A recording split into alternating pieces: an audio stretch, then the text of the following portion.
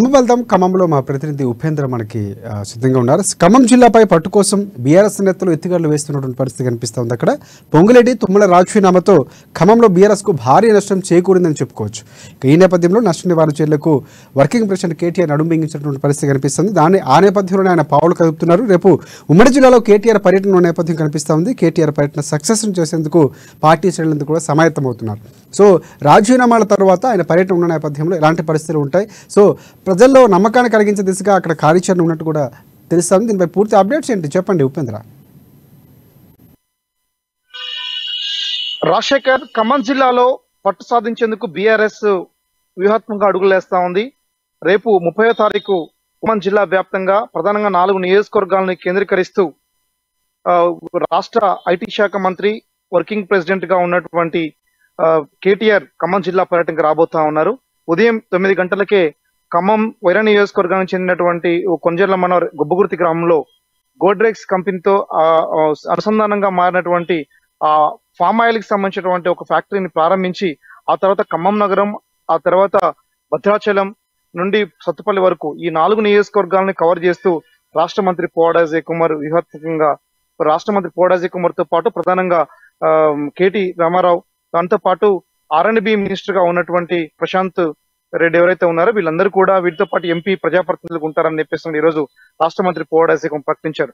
అయితే ప్రధానంగా 2014లో ఒకే ఒక సీటుకి తెలంగాణ రాష్ట్రం వచ్చిన తర్వాత ఖమ్మం జిల్లా వ్యాప్తంగా ఉన్నటువంటి బీఆర్ఎస్ యొక్క సీట్ల సంఖ్య ప్రధానంగా కేవలం ఒక సీటుకే పరిమితమైనటువంటి నేపథ్యంలో 2018లో కూడా బీఆర్ఎస్ ఒక 5 సంవత్సరాలు పాలించిన తర్వాత కూడా ఒక సీటుకే పరిమితం అవుతున్న నేపథ్యంలో ఇటీవల కాలంలో ప్రధానమైనటువంటి బీఆర్ఎస్ నాయకులు పొంగులేటి శ్రీనివాసరెడ్డి, తుమ్మల నాగేశ్వరరావు పార్టీ నుంచి వీడిన తర్వాత బీఆర్ఎస్ మరింత బలహీన పడింది అని చెప్పేసి ప్రచారం జరుగుతున్నటువంటి నేపథ్యంలో ఈ బలహీన పడింది అనేటువంటి ఒక తప్పుడు ప్రచారాన్ని కావచ్చు, వాస్తవ ప్రచారం ఏదేమైనా సరే దాన్ని ప్రజల నుంచి దూరం చేసేందుకోసం ఖమ్మం జిల్లాలో రాష్ట్ర మంత్రి పువ్వాడ అజయ్ కుమార్ ప్లాన్ రూపొందిస్తూ ఈ రాష్ట్ర మంత్రి కేటీఆర్ పర్యటన ఖమ్మం జిల్లాకు రేపు ప్లాన్ చేశారు.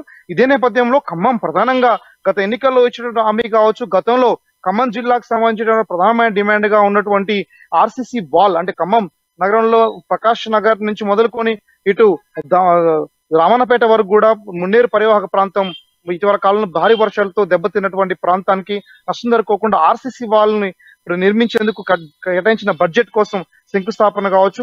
అదే సందర్భంలోనే ఖమ్మం కాలువడ్డు నుంచి అటు నాయుడుపేటకు అనుసంధానం చేస్తూ కేబుల్ బ్రిడ్జి నిర్మాణానికి సంబంధించినటువంటి అంశాలు కావచ్చు. ఇవన్నీ ఖమ్మంలో ఉన్నటువంటి ఏ అయితే పెండింగ్ లో ఉన్నటువంటి వర్క్స్ ఉన్నాయో శంకుస్థాపన రూపంలో మొదలు పెట్టుకుని కొత్తగా ప్రారంభించేటువంటి వాటన్నిటిని కూడా ప్లాన్ చేసి దాదాపు 1370 కోట్లని రేపు శంకుస్థాపన కార్యక్రమం కేవలం ఖమ్మం నగరానికి, ఖమ్మం నియోజకవర్గం చేయనున్నారు. అదే నేపథ్యంలో సత్తుపల్లి నియోజకవర్గం, ప్రధానంగా సత్తుపల్లి నియోజకవర్గంలో సండ్ర వెంకట వీరయ్య ఉన్నటువంటి ఎమ్మెల్యే ఎవరైతే ఉన్నారో ఎమ్మెల్యే వీరయ్య కూడా అన్ని రకాలుగా సత్తుపల్లి నియోజకవర్గంలో ఏ అయితే హామీలు ఇచ్చారో షాదీఖానా కావచ్చు, ఇతర మార్కెట్లు, పంచాయతీ కార్యాలయాలు ఏ హామీ ఇచ్చారో అన్ని రకాల ప్రాజెక్ట్స్ కావచ్చు వాటినన్నింటినీ కూడా రేపు ప్రారంభించేసి శంకుస్థాపన కార్యక్రమంతో పాటు పనులు పూర్తయిన వాటిని ప్రారంభించేటువంటి చర్య చేపట్టారు. ఖమ్మం జిల్లా, ఉమ్మడి ఖమ్మం జిల్లాలో భద్రాచలం కేంద్రంగా కూడా ప్రధానంగా సెంట్రల్ లైటింగ్ ఏదైతే ఏర్పాటు చేస్తే కూనవరం రోడ్ లో అక్కడ కూడా సెంట్రల్ లైటింగ్ ప్రారంభోత్సవంతో పాటు అదనంగా కొన్ని అభివృద్ధి పనులు చేపట్టేందుకు రాష్ట్ర మంత్రి కేటీఆర్ కూడా ఆ రకమైనటువంటి ప్రణాళిక రూపొందించి రేపు మొత్తం ఉమ్మడి జిల్లా పర్యటించేటువంటి నేపథ్యం కనబడతా ఉంది. అంటే 2014-18లో బీఆర్ఎస్ పార్టీ ఏ రకంగా అయితే నష్టపోయిందో ఖమ్మం జిల్లాలో, ఆ నష్టాన్ని మళ్ళీ ఈ 10 ఏళ్ల కాలంలో నష్టపోయిన నష్టాన్ని, అట్లాగే పొంగులేటి తుమ్మల పోయిన తర్వాత జరిగిన నష్టాన్ని నుంచి కోసం అన్ని రకాలుగా ప్లాన్ చేస్తూ అభివృద్ధి కాంక్షగా, సంక్షేమ పథకాల విస్తరణ కాంక్షగా రేపు ఖమ్మంలో అటు సత్తుపల్లిలో 2 చోట్ల కూడా ప్రగతి నివేదన బహిరంగ సభలో రాష్ట్ర ఐటీ శాఖ మంత్రి కేటీఆర్ ప్రసంగించేటువంటి నేపథ్యం కనబడతా ఉంది. ఇటీవల కాలంలో బీఆర్ఎస్ ని వీడి కాంగ్రెస్ చేసినటువంటి తుమ్మల నాగేశ్వరరావు, అలాగే పొంగులేటి శ్రీనివాసరెడ్డి చేరిన తర్వాత మొట్టమొదటిసారిగా ఖమ్మం వస్తున్నటువంటి కేటీఆర్ రేపు ఎవరిపై విమర్శలు చేస్తారు, ఎట్లాంటి రాజకీయటువంటి అంశాల గురించి ప్రస్తావిస్తారనేది కూడా ఖమ్మం జిల్లా ప్రజలు ఆసక్తిగా ఎదురు చూస్తుంటే నేపథ్యం కనబడతా ఉంది. ప్రధానంగా అంటే ఇటీవల కాలంలో పొంగులేటి శ్రీనివాసరెడ్డి 10కి 10 సీట్లు గెలుస్తామని చెప్తున్నటువంటి నేపథ్యంలో గతంలో 1 సీటు గెలిచినటువంటి బీఆర్ఎస్ ఇటు 10 సీట్లు గెలుస్తున్నటువంటి కాంగ్రెస్ నేతల యొక్క ఏదైతే టార్గెట్స్ ఉన్నాయో టార్గెట్ ని కుండ బద్దలు కొట్టే విధంగా ప్రధానంగా 10 నియోజకవర్గాలలో బలాన్ని నిలబెట్టేందుకు అక్కడక్కడ ఇప్పుడు ప్రధానంగా ఇటు ఇల్లందు కావచ్చు, కొన్ని చోట్ల వర్గ విభేదాలు ఎక్కడైతే ఉన్నాయో ఆ విభేదాలను కూడా సరిచేసి కార్యకర్తలతో భరోసా ఇచ్చి ఎలా అయితే రానున్నటువంటి ఎన్నికలు ఎలా పనిచేయాలని చెప్పేసి కూడా ఈ కార్యకర్తలు కూడా దిశానిర్దేశం చేసిన అవకాశం కూడా కనబడుతున్న నేపథ్యం కూడా ఖమ్మం జిల్లాలో ఆ రకమైన ప్రణాళిక రూపొందించేందుకోసం కూడా బీఆర్ఎస్ ప్రకటించారు. అంటే ప్రధానంగా అంటే ఖమ్మం జిల్లాలో ఉన్నటువంటి అన్ని నియోజకవర్గాల రైట్ ఉపేంద్ర, ఒకటి ప్రధానంగా పొంగులేటి వ్యవహార శైలి ఆయన బయటకు వచ్చిన దగ్గర నుంచి కూడా పూర్తిగా రాజకీయాలు మారిపోయినటువంటి పరిస్థితి, బీఆర్ఎస్కు ఒక రకమైనటువంటి వ్యతిరేకత ఉన్నటువంటి నేపథ్యం కనిపిస్తుంది. సో అది కంటిన్యూ అవుతుంది.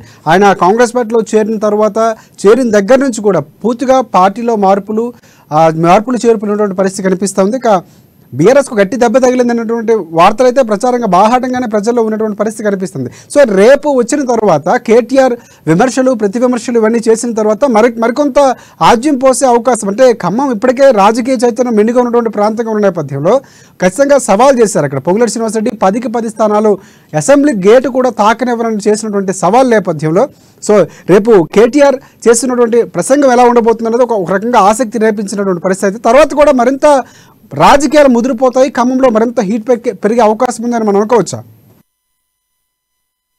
ఖచ్చితంగా రాజశేఖర్, ఇప్పటి వరకు తుమ్మల నాగేశ్వరరావు కావచ్చు, కేటీఆర్ కావచ్చు, ఎవరు కూడా ఒకరి పట్ల ఒకరు విమర్శలు చేసుకోలేదు. పార్టీలు మారినప్పటికీ అటు మంత్రి పువ్వాడ అజయ్ కుమార్ కూడా వీరిరువురు రేపు ఉదయం ఖమ్మం పర్యటనకు వచ్చినటువంటి కేటీఆర్ యొక్క ఉపన్యాసం చాలా కీలకంగా ఖమ్మం జిల్లా రాజకీయ ఒక ఆద్యం పోసేటువంటి అవకాశం కూడా కనబడతా ఉంది.